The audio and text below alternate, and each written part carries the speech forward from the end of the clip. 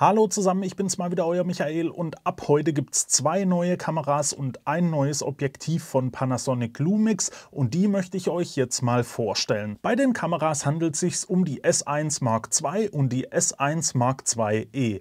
Beide Kameras kommen im Body der S1R2, welche vor kurzem vorgestellt wurde. Ihr bekommt in beiden Kameras den vollen Umfang, da wurde also nichts weggestrichen. Ihr habt da also den 5,76 Millionen Dot-Sucher und auch das voll klappbare und schwenkbare Display. Das Gehäuse unterscheidet sich gar nicht. Ihr bekommt da also auch die Speicherkartenslots, einmal CF Express Type B und einmal SD-Karte. Und dann lasst uns doch einfach mal mit der für mich interessanteren Kamera für heute beginnen, und zwar die S1 Mark II. Ich habe mir hier ein bisschen die Details aufgeschrieben, weil da wirklich sehr viel Neues drin ist. Deswegen werde ich hier ab und zu ein bisschen was ablesen. Es ist aber wirklich sehr interessant, was die Kamera mit sich bringt. Fangen wir mal an mit dem Sensor, denn das ist wahrscheinlich das neue Herzstück in der Kamera. Ihr bekommt da einen 24 Megapixel Tile-Stacked Sensor. Der sollte also schon mal ordentlich Geschwindigkeit mitbringen. Und das hat man ja so ein bisschen an der S5 II vermisst, dass da der Sensor eben nicht so der schnellste war. Mit dem Tile-Stacked Sensor ändert sich das jetzt. Und bei einem Tile-Stacked Sensor kommen ja die ersten gleich auf die Idee und sagen, wie sieht es dann mit der Dynamik und der Bildqualität aus? Und da kann ich euch sagen, sehr gut. Denn die Kamera kommt mit 15 Stops Dynamikumfang. Ihr erreicht die 15 Stops in diesem DR-Boost. Also da wird noch ein bisschen elektronisch nachgeholfen. Wenn ihr den DR-Boost aber deaktiviert, kommt ihr immer noch auf über 14 Stops Dynamik. Und das ist schon sehr gut, denn es ist der höchste Dynamikumfang, den ihr in einer Panasonic Lumix Kamera bekommen könnt. Die Kamera bringt aber natürlich noch weitere Features mit sich. Ihr könnt mit der Kamera jetzt im CinemaScope-Seitenverhältnis in 2,4:1 aufnehmen und das Ganze sogar in sehr vielen Auflösungen und Framerates. Das geht hoch bis 6K mit 60 Bildern in der Sekunde. Ebenso bietet die Kamera jetzt endlich die Möglichkeit, OpenGate mit 60 Bildern in der Sekunde aufzunehmen. Ihr bekommt da 5,1K OpenGate und wie gesagt 60 Bilder die Sekunde. Und das ist für mich was wirklich was ausmacht, denn ich nehme sehr gern im OpenGate-Format auf, einfach weil man das nachher besser zuschneiden kann. Und da haben mir die 60 Bilder pro Sekunde immer so ein bisschen gefehlt. Das geht jetzt auch mit der Kamera. Die ISO-Range geht in der Basis von ISO 100 bis ISO 51200. Wenn ihr das Ganze erweitert, dann könnt ihr von ISO 50 bis ISO 204.800 gehen. Ihr habt da dann also schon so ein wirkliches Nachtsichtgerät, kann man das sagen. Der ganze Sensor ist auch wieder ein Dual Native ISO Sensor, das heißt, ihr habt zwei Base ISOs. Beim Fotografieren beträgt die Base ISO 100 und die erhöhte Base ISO liegt da bei ISO 800. Im V-Log-Profil, also bei der Videoaufnahme im Vlog, da habt ihr eine Base ISO von ISO 640 und die zweite ISO-Stufe liegt bei ISO 5000. Also auch da habt ihr ein relativ gutes Lowlight-Verhalten. Das ist schon ziemlich toll. Da kann man mitarbeiten. Der IBIS in der Kamera bringt euch wie in der S1R2 dann 8 Stops bzw. bis zu 8 Stops. Da kommt es ein bisschen drauf an, mit was ihr das verbindet. Ihr habt da aber auch diese Cropless-Stabilisierung wieder mit an Bord, also die elektronische Stabilisierung ohne Crop, welche euch da im Weitwinkel den Wobble eliminieren soll, sag ich mal. Da kommt auch ziemlich zeitnah ein Video dazu von mir, wo ich das Ganze mal ausgetestet habe, und da kann ich euch sagen, ich will den Modus eigentlich nicht mehr vermissen, denn der macht wirklich sehr, sehr gute Arbeit. Auch beim Thema Autofokus hat sich was getan. Da bekommt ihr jetzt nämlich den Autofokus der S1R2 mit 779 Autofokuspunkten. Neu hinzu kommt eine Motiverkennung für Urban Sports, und unter Urban Sports fällt dann Breakdancing, Skateboarding und Parkour. Da erkennt die Kamera also diese Sportarten und tut darauf nochmal etwas besser fokussieren. Ich erwähnte ja schon, der neue Sensor mit 24 Megapixeln, durch das, dass er Tile-Stacked ist, sollte da ein gewisses Maß an Geschwindigkeit dahinter sein. Und da kann ich euch sagen, ihr werdet nicht enttäuscht sein, denn die Kamera schafft bis zu 70 Bilder pro Sekunde im RAW-Format. Und das müsst ihr euch wirklich mal überlegen, wie viel 70 Bilder in der Sekunde im RAW-Format wirklich sind.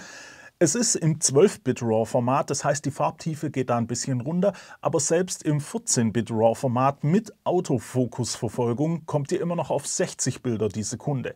Und das ist schon wirklich sehr, sehr ordentlich für die Kamera. Da kann niemand sagen, dass da nicht genug Geschwindigkeit dahinter wäre. Auch steht euch wieder ein Pre-Capture-Modus zur Verfügung. Das heißt, die Aufnahme beginnt, bevor ihr den Auslöser komplett durchgedrückt habt. Und auch dieser steht euch mit 60 oder 70 Bildern pro Sekunde zur Verfügung. Jetzt habt ihr da da die Auswahl und könnt da so ein bisschen variieren. In der Reihenaufnahme mit 60 bzw. 70 Bildern pro Sekunde steht euch dann eine Buffergröße von 180 Bildern zur Verfügung. Das heißt, ihr könnt im 60 FPS Modus 3 Sekunden Dauerfeuer machen.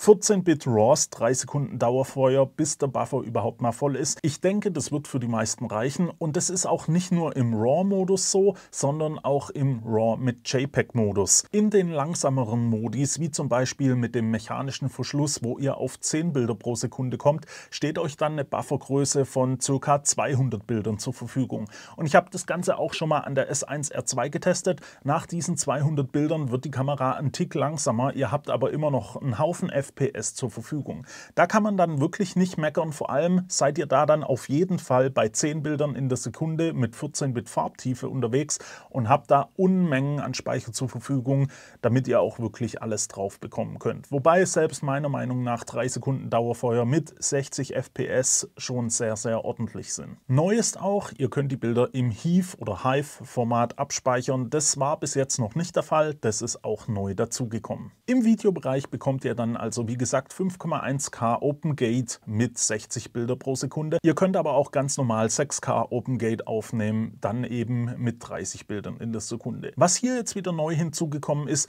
dieses CinemaScope-Seitenverhältnis. Ihr habt also 2,4:1 Seitenverhältnis. Das wird ja sehr gern für Kinoproduktionen oder auch Netflix und so weiter verwendet. Und da könnt ihr in 6K Auflösung aufnehmen, ebenso mit 60 Bildern pro Sekunde. CinemaScope bekommt ihr aber auch in 4K mit 120 Bildern pro Sekunde und das Ganze ohne Crop. Auch im normalen 4K könnt ihr 120 Bilder in der Sekunde aufnehmen und auch hier habt ihr keinen Crop-Faktor dahinter. Im internen ProRes RAW, was die Kamera natürlich auch kann, könnt ihr dann 5,8K mit 30 Bildern pro Sekunde oder Cinema 4K mit 60 Bildern pro Sekunde abspeichern. Das Ganze kommt dann mit einer Datenrate von 4200 Gigabit pro Sekunde. Da werden also schon richtig ordentlich Daten weggeschrieben. Full HD könnt ihr jetzt mit 240 Bildern pro Sekunde abspeichern und das Ganze im 422 10-Bit All-Intra-Format. Da geht also auch ein bisschen was. Und ihr könnt jetzt während der Aufnahme Proxys aufzeichnen in verschiedenen Qualitätsstufen. Über HDMI könnt ihr dann sogar RAW ausgeben, also RAW Video. Das Ganze in 6K mit 30 FPS im 3:2 Seitenformat. In 16:9 kommt ihr auf 5,9K mit 30 Bildern und in 17:9 könnt ihr 5,7K mit 60 FPS und sogar 4K mit 120 FPS ausgeben. Interessant für die Filmer im Log-Format ist, neben dem V-Log, der ja mit jeder Panasonic-Kamera dazukommt, könnt ihr das Ganze jetzt auch in Arilog C3 aufnehmen. Das müsst ihr aber über eine kostenpflichtige Option dazu erwerben. Soundtechnisch könnt ihr hier wie an den anderen neueren Kameras auch den Sound über den XLR2 Adapter in 32-Bit Float aufnehmen. Und dann bietet euch die Kamera noch die Möglichkeit, Daten von der CF-Express-Karte direkt auf eine angeschlossene SSD zu übertragen. Ihr habt ja die Möglichkeit, auf SSDs direkt aufzunehmen. Jetzt habt ihr also auch die Möglichkeit, eure Daten über die Kamera auf die SSD zu schieben, wenn diese auf der Speicherkarte abgespeichert wurde. Und das Feature ist meiner Meinung nach auch sehr, sehr cool, denn ihr könnt einfach direkt eure Daten rumschieben, auch wenn ihr nicht direkt auf die SSD aufgenommen habt. Ebenso könnt ihr dann auch noch den Timecode über Bluetooth teilen. Die S1 Mark II ist für 3.500 € bzw. 3.499 € zu haben und das ist schon ein gutes Stück über der S5 Mark II, aber ich sag's mal so, sie bietet dann doch schon ein gutes Stück mehr. Vor allem die Geschwindigkeit vom Tile-Stacked-Sensor ist meiner Meinung nach überragend. Und dann kommen wir jetzt noch kurz zu ein paar Daten zur neuen S1 Mark II-E. Die S1 Mark II-E ist meiner Meinung nach so ein bisschen eine S5 Mark II aufgepäppelt in das Gehäuse der S1R2. Da hat sich aber trotzdem ein bisschen was getan und das möchte ich euch jetzt noch vorstellen. So bekommt ihr den aktuellen Sensor bzw. den 24-Megapixel-Sensor aus der S5 Mark II. Da wurde ein bisschen was getweakt. Ihr könnt da jetzt auch die Dateien im HEIF oder HEIF-Format abspeichern. Dazu habt ihr 30 FPS mit der 12-Bit Autofokusaufnahme mit dem elektronischen Verschluss. Die 14-Bit bekommt ihr mit dem mechanischen Verschluss mit bis zu 7 Bildern pro Sekunde. Und wie auch bei der S1 Mark II ist der Buffer im SH-Modus, also bei 30 Bildern pro Sekunde, auf 180 Bilder begrenzt. Wobei jetzt 180 Bilder, 30 FPS, ich sag's mal so, das ist auch schon eine ordentliche Zeit, wo ihr da arbeiten könnt. Der Autofokus wurde natürlich auch angepasst auf die S1R2 Autofokus-Umgebung, nenne ich es mal. Und auch hier bekommt ihr jetzt diesen Urban Sports Modus, also die Urban Sports Motiverkennung. Im Videobereich bekommt ihr neben 6K Open Gate auch hier das neu verfügbare CinemaScope, das neue Seitenverhältnis mit 2,4:1 mit 60 Bildern pro Sekunde in 6K ohne Crop. Die S1 IIe ist für knapp 2.800 € für 2.799 € erhältlich. Und dann gibt es ja noch ein neues Objektiv. Und das neue Objektiv ist meiner Meinung nach auch so ein, ich will es nicht Game Changer nennen, aber ein Objektiv, mit dem man wirklich was anfangen kann. Und zwar handelt es sich hierbei um ein 24 bis 60 mm Objektiv mit der durchgehenden Blende von 2,8. Jetzt ist es so, es gibt ja genug 2470er und sowas mit Blende 2,8. Bei dem 2460 bekommt ihr das Ganze aber bei einem Gewicht von 544 Gramm. Und es ist für 999 € erhältlich. Das ist also schon mal relativ leicht und ein angenehmer Preis. Das Ganze kommt dann auch noch in einer sehr kompakten Größe, nenne ich es mal. Es hat nämlich nur eine Länge von 10 cm und einen Durchmesser von ca. 84 mm, also 8,4 cm und ein Filtergewinde von 77 mm. Am Objektiv selbst habt ihr dann noch einen Funktionsknopf, den ihr euch belegen könnt über die Kamera. Ihr könnt euch da also dann eine Funktion drauflegen. Die Naheinstellgrenze liegt da bei 19 cm. Alles in allem sind es also wirklich sehr interessante neue Produkte. Natürlich die S1 Mark II, also ohne das E, und auch das Objektiv sind für mich die beiden interessanten Sachen. Wie ihr sehen könnt, ich habe hier ja nur die S1R2. Ich habe also noch die neue Kamera nicht zur Verfügung. Ich hoffe, dass ich die aber sehr zeitnah bekommen kann und dann mal ausgiebig testen kann. Gerade der Tile-Stacked-Sensor mit dieser überragenden Geschwindigkeit, will ich es mal nennen, weil 60 Bilder in der Sekunde im RAW, im vollen RAW, sind dann schon wirklich sehr, sehr ordentlich. Das ist schon eine Sache, da freue ich mich so ein bisschen drauf. Da sind dann auch die 24 Megapixel. Ich bin ja eigentlich ein Freund von mehr Megapixeln. Die kann man da so ein bisschen, ich will es nicht ignorieren, aber man kann damit leben. Denn 60 Bilder in der Sekunde, da muss man schon mal drüber nachdenken, welche anderen Kameras noch so eine Geschwindigkeit bieten, also Vollformatkameras. Da gibt es nämlich nicht viele davon. Und wenn ihr mit 12-Bit Farbtiefe zufrieden seid, dann habt ihr sogar 70 Bilder pro Sekunde und das ist schon eine sehr, sehr ordentliche Geschwindigkeit. Ansonsten sind aber natürlich auch die 60 Bilder im Open Gate für mich wirklich was, womit ich dann wirklich sehr gut arbeiten könnte. Also insgesamt kommt die Kamera schon ja, sehr überzeugend daher, auch vom Gehäuse her, das 1R Mark II Gehäuse. Das liegt gut in der Hand, das ist wirklich, mit dem kann man toll arbeiten.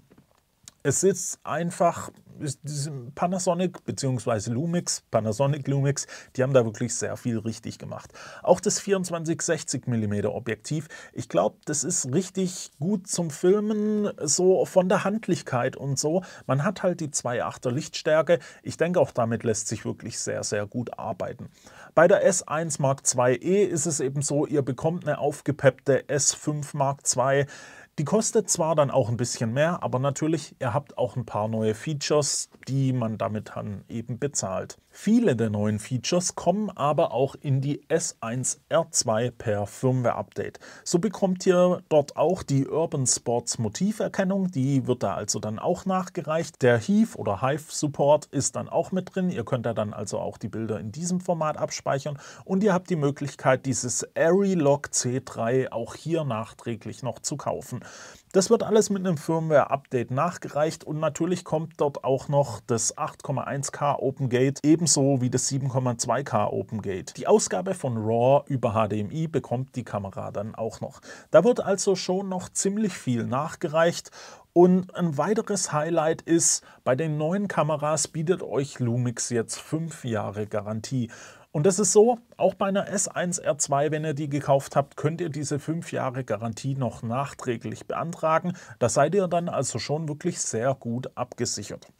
So, und das war es jetzt auch von mir mit diesen ja, spannenden Neuigkeiten von Panasonic Lumix. Wie gesagt, ich hoffe, dass ich sehr zeitnah eine Kamera bekommen kann, um das Ganze mal zu testen. Ich weiß auch, dass jetzt sehr viele Videos veröffentlicht werden, wo die Leute schon die Kamera in der Hand haben. Da bin ich auch gespannt, was die da so sagen. Ich wollte es euch jetzt einfach nur mal kurz rüberbringen, was da so Neues geboten ist, weil meiner Meinung nach so ein Teilstack-Sensor mit der Geschwindigkeit und vor allem 15 Blenden Dynamikumfang, das ist schon sehr, sehr ordentlich.